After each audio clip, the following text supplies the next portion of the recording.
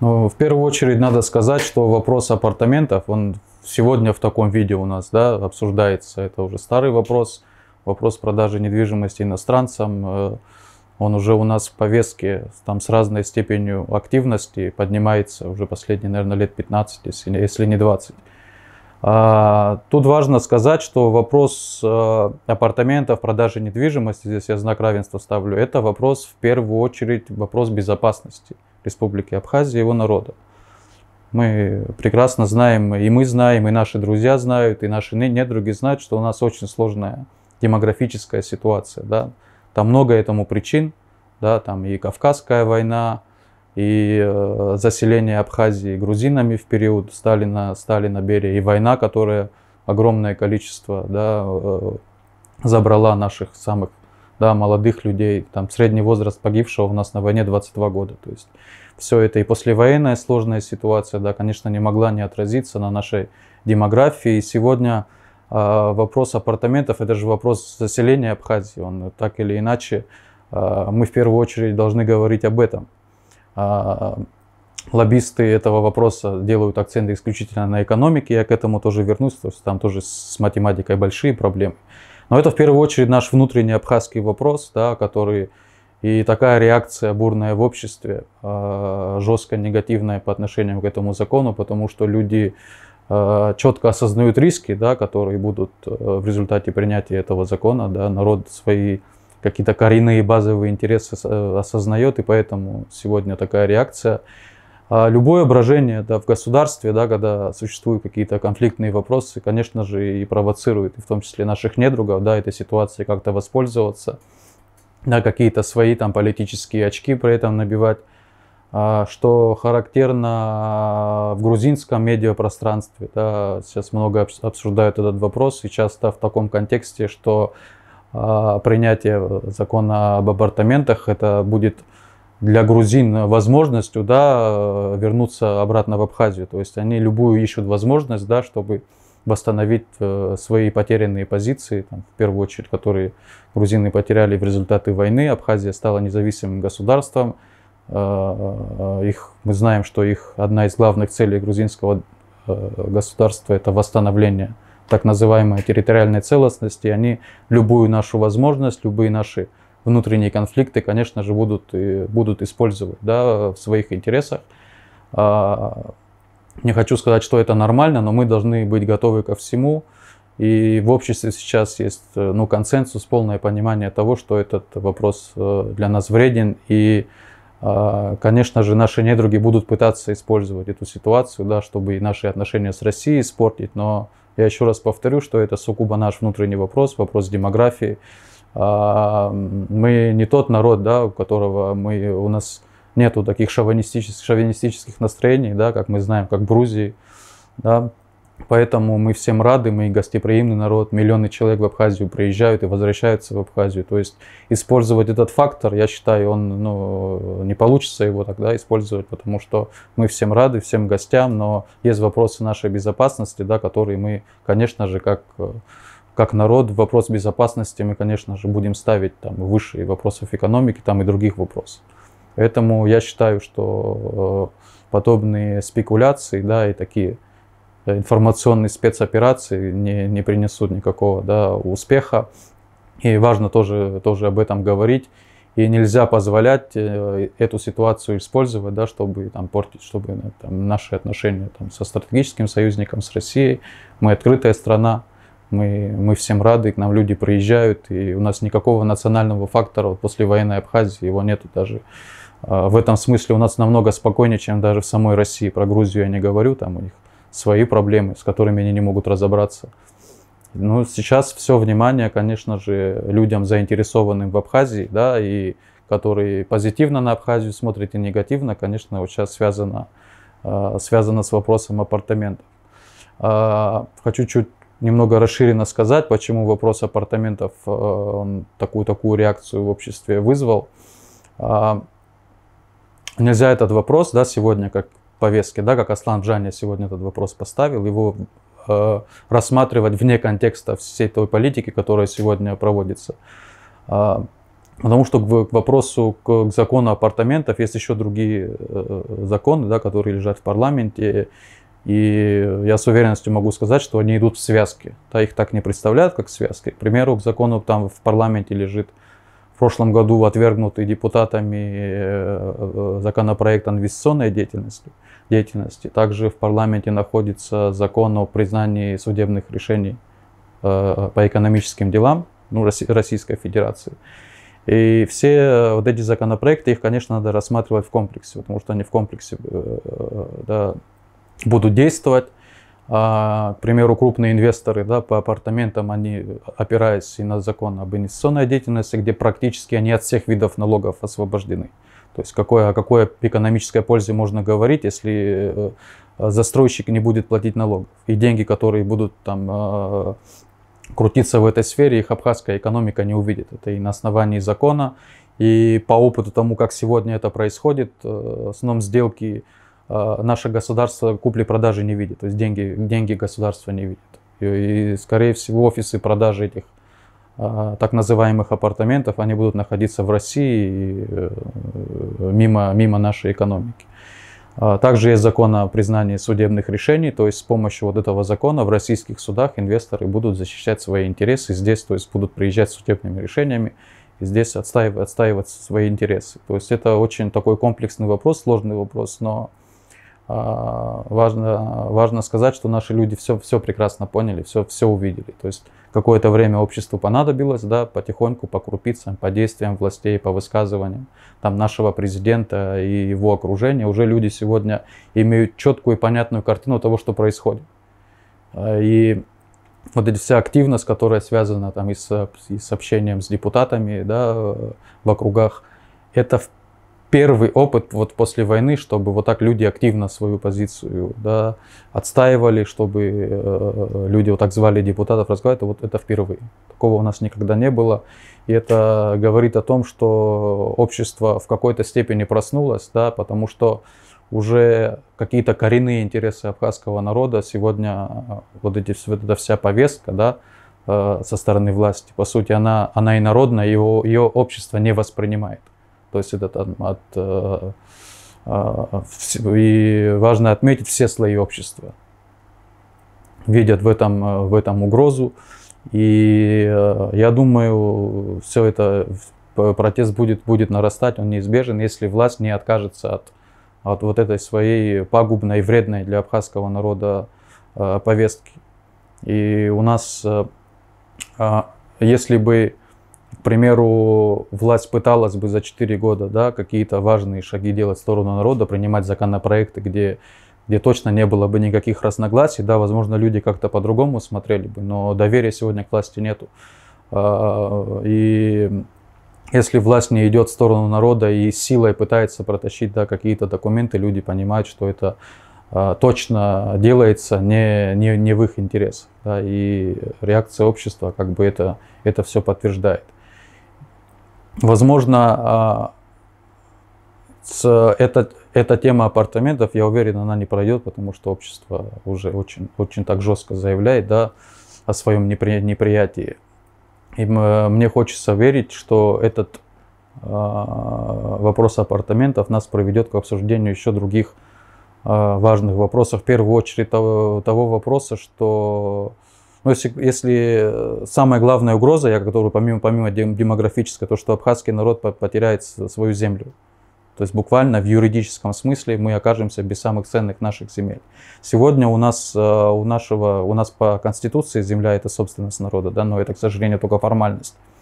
И я считаю, следующим этапом, да, когда уже вопрос апартаментов он будет снят, это вопрос земли, я считаю, должен быть поставлен. Потому что сегодня у абхазского народа земли как таковой нет. Вот самые крупные, самые такие ценные участки нашей земли, они находятся де-факто в частной собственности. Большая часть этих земель, она не задействована, она не работает во благо абхазского народа, абхазской экономики. И многие из держателей этих земель это сотни и тысячи гектаров, чтобы мы понимали, это огромные территории Абхазии. Я считаю, мы эту ситуацию должны изменить. Земля должна быть возвращена государству, и государство должно его перераспределить у каждого абхаза, который живет на своей земле, у каждого гражданина Абхазии, который любит свою родину, который здесь собирается жить, воспитывать детей, должен иметь хороший участок земли, на котором он сможет развиваться, да, какой-то бизнес делать или и так далее. То есть мы сегодня, я считаю, обязаны, это вопрос в том числе выживания абхазского народа, это сделать нашего гражданина собственником на своей земле. У нас развития не будет, если мы потеряем все основные, все ценные наши земли, мы здесь останемся, мы не будем собственниками на своей земле, мы будем просто здесь проживать, и экономически мы, не хочется какие-то такие, знаете, печальные какие-то метафоры говорить, но быть вторым сортом у себя на родине, конечно, мы не для этого, да, там столетиями, тысячелетиями отстаивали свою землю, чтобы остаться здесь, знаете, просто ходить по кругу вокруг этих апартаментов с огромными заборами. Да, и они часто, лоббисты, говорят о рабочих местах, но мы видим тенденцию, что практически местных на работу не берут. Мы видим, там и конфликты с этим были связаны. Поэтому наш народ должен быть собственным, должен быть, знаете, туристом на своей земле. Мы не туристы. Адгур, у меня такой вопрос. Согласно этому законопроекту, гражданин какой страны может приобрести апартаменты? Любой гражданин, любой части мира может приехать и приобрести здесь эти апартаменты, согласно этому закону, и в том числе граждане России грузинской национальности. Я, как мне кажется, я сейчас не могу, да, и не предсказываю будущее, как Нострадамус, но я думаю, что в России очень много состоятельных грузин, и я думаю, и грузинское государство будет этому способствовать, что на первом этапе основными собственниками этих апартаментов, конечно же, будут граждане Грузии. И у них считается это таким очень почетным, если ты в Абхазии что-то имеешь, они этим гордятся, друг другу рассказывают, да, там на встречах диаспор. Просто я знаю, о чем говорю. Для них это очень такая вещь статусная, иметь в Абхазии собственность. Так что их будет немало. Еще такой вопрос. Насколько этот законопроект противоречит Конституции и законодательству нашей республики? Он по духу своему противоречит, да, нормам Конституции, потому что собственником природных ресурсов земли является народ. Мы фактически будем отдавать собственность иностранным инвесторам самые лучшие наши территории. Я не хочу вдаваться в юридические, да, какие-то тонкости, да, пусть этим правоведы занимаются, но он несет настолько очевидную, да, угрозу и существование абхазского государства и народа, да, что там вдаваться в какие-то юридические моменты, все это очевидно. Да?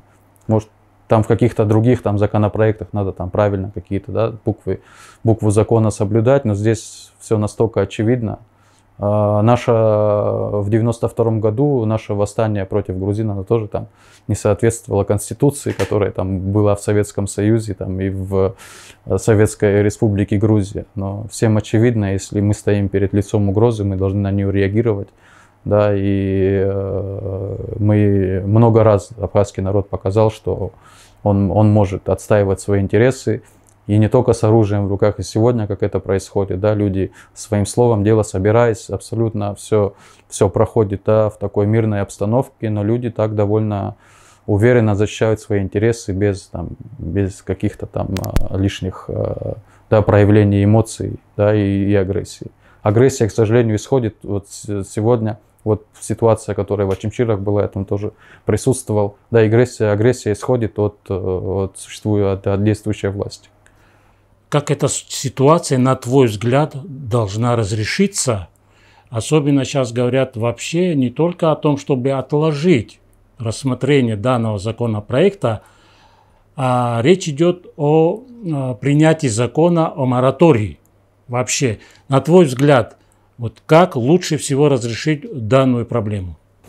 Я считаю, что столько лет уже это происходит, а не первое, да,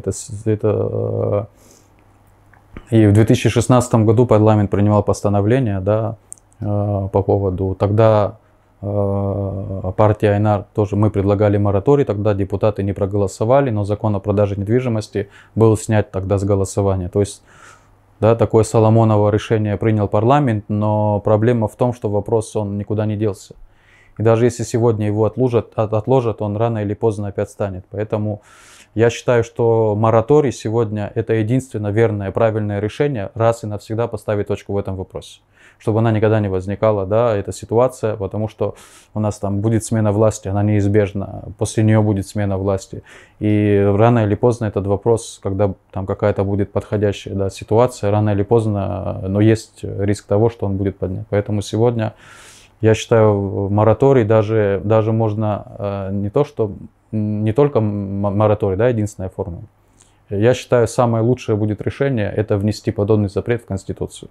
Конечно, технически это сложнее сделать, потому что там нужно 24 голоса, мораторий можно принимается 18, да, простым большинством для изменения в Конституцию. Там и по времени это долгий процесс, и нужно конституционное большинство 24 голоса, но я считаю, именно по этому пути мы должны пойти. Либо мораторий, либо внесение соответствующей статьи в Конституцию. Раз и навсегда поставить точку в этом вопросе. Говорят о том, чтобы надо создать благоприятные условия для инвесторов, для инвестиций в Абхазию и так далее. Безусловно, это так. Но мало кто говорит о том, на каких условиях привлекать инвестора. Обычно инвестору отдают все блага, он получает прибыль, и всю прибыль забирает, и какие-то налоговые только отчисления в бюджет, и все. При этом пользуясь ресурсами Абхазии. По тому инвестиционному закону, который сейчас в парламенте находится, то есть даже и налоговые выплаты, они практически будут минимальны, они там на десятилетия освобождаются, да, от уплаты основных налогов. Никакой пользы ни абхазскому народу, ни абхазской экономике от этого не будет. У нас будут закрытые зоны территорий, да, налоговые поступления будут абсолютно незначительные. То есть мы потеряем свои территории, пойдет на заселение Абхазии, и никакой здесь в этом вопросе, в этом да, законе об импортном, кроме вреда, ничего нет. Что касается инвестиций, конечно, мы должны привлекать инвестиции, но должны быть умные инвестиции, да. То есть под это должна быть и правовая база, и понимание того, что мы реально хотим от этих инвестиций. Не заселение Абхазии, да, это выгодно по сегодняшнему закону, который, да, там в парламенте находится. Выгода исключительно тем, кто это будет строить. Нет никакой проблемы, мы можем, да, какие-то завлекающие, да, для инвесторов какие-то законы принимать, но почему мы упираемся только в апартаменты?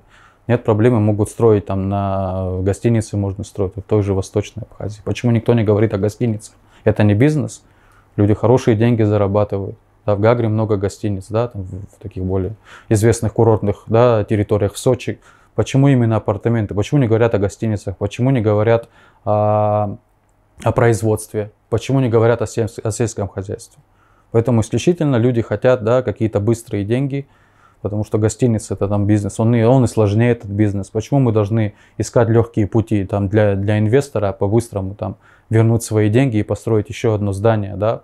То есть это с экономической, да, точки зрения это глупо. То есть мы должны какие-то, у нас есть перспективы на сельское хозяйство, то есть мы можем на выгодных условиях, да, для государства там, и для инвестора, да, какие-то условия создавать, привлекать там бизнес интересный, да, который там на будущее будет способствовать развитию абхазского народа, да, и государства, а не ставить под угрозу существования да, нашего государства. Но для этого нужна власть, которая исключительно стоит на позициях защиты интересов государства, да, а не лоббирования интересов иностранных олигархов. Продолжение этой темы, это вообще, конечно, отдельная большая тема, но как тебе кажется, все-таки, если коротко можно сказать, на каких условиях может прийти инвестор, чтобы он мог бы поделиться и своей прибылью с нами, получая лучшие земли на побережье? Может быть, государство вложится в общий бизнес и будет получать, я не знаю, прибыль 30, 40, 50%, я не знаю. Почему все надо разные отдавать? Формы есть, я недостаточно компетентный, да, вот в этих всех вопросах, связанных с инвестициями, с бизнесом, да, у меня чуть другая специализация, специфика. Но мы можем посмотреть на примерах именно успешных стран, да, как они взаимодействуют с иностранным бизнесом, и везде, там, и в крупных проектах всегда учитываются интересы государства. Вот, к примеру, там далеко за примерами ходить не надо, да, как бы мы к Грузии не относились, но в этом смысле они свои интересы лучше отстаивают, да, грузины, чем мы. Вот порт в Анаклии, да, который строят китайцы, там 51% это грузинское государство. Если это было бы в наших условиях сегодня, да, при сегодняшних властях, просто это порт был бы там 0% абхазского участия. Это нормальная мировая практика, да, когда в крупных инфраструктурных проектах участвует государство, да, в которое вкладывают деньги. Это только мы, да, весь мир уже пошел вперед, да, уже какие-то есть нормы, да, там бизнеса, да, инвестиции уже выработаны, там не надо велосипед изобретать. Мы находимся на стадии, там, я не знаю, 100-летней давности, когда там, я не знаю, за какие-нибудь племена в Африке, там, за какие-то там, за чемодан денег, там, какому-то племенному вождю отдавали все свои ресурсы. Мы по уровню своего понимания, да, я имею в виду наше государство, да, по тем методам работы мы далеко не ушли от этих племен. Вот что самое, да, печальное. Сегодня день флага и герба Республики Абхазия.